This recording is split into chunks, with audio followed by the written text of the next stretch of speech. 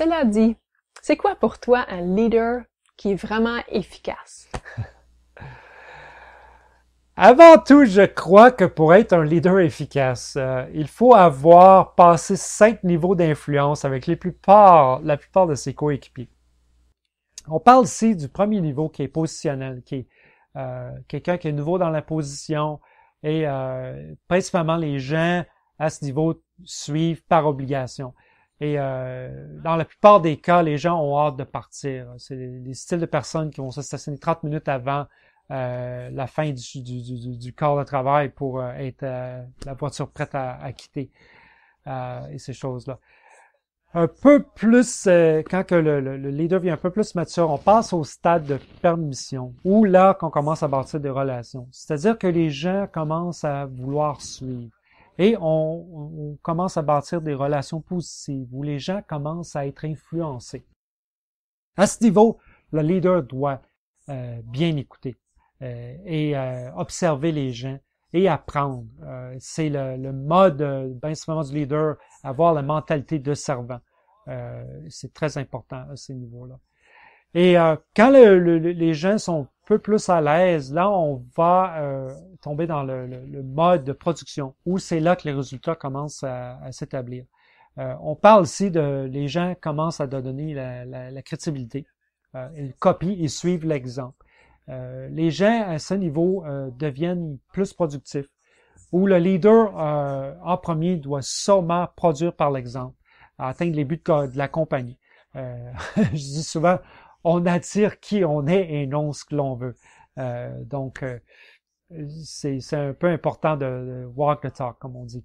Et c'est à ce niveau aussi que la dynamique commence à s'établir et les problèmes commencent à se régler presque à part eux-mêmes. Encore une chose que je dis, c'est que les gestionnaires veulent résoudre des problèmes, mais les leaders veulent certainement créer la dynamique. Et quand ce mode est passé, là, on tombe dans un mode de développement et de croissance où les gens veulent apprendre et on fait grandir et croire la compagnie par l'apprentissage.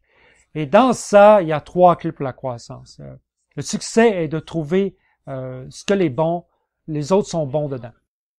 Les bonnes personnes au bon endroit.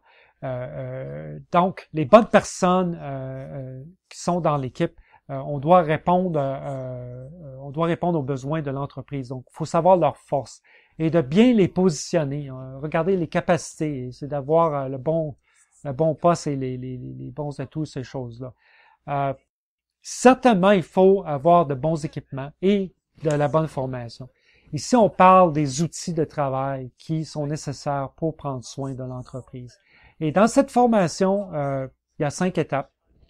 Le leader, normalement, doit l'apprendre.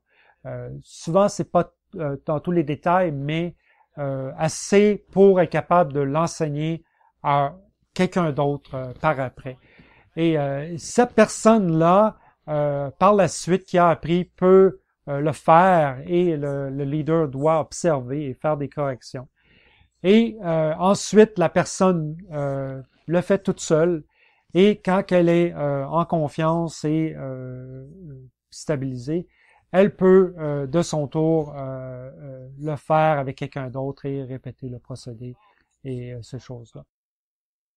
Le leader à long terme devrait, et ça prend du temps, souvent ça peut prendre des mois ou même des années, où le leader se fait respecter par les gens et les gens sont absolument dédiés à suivre le leader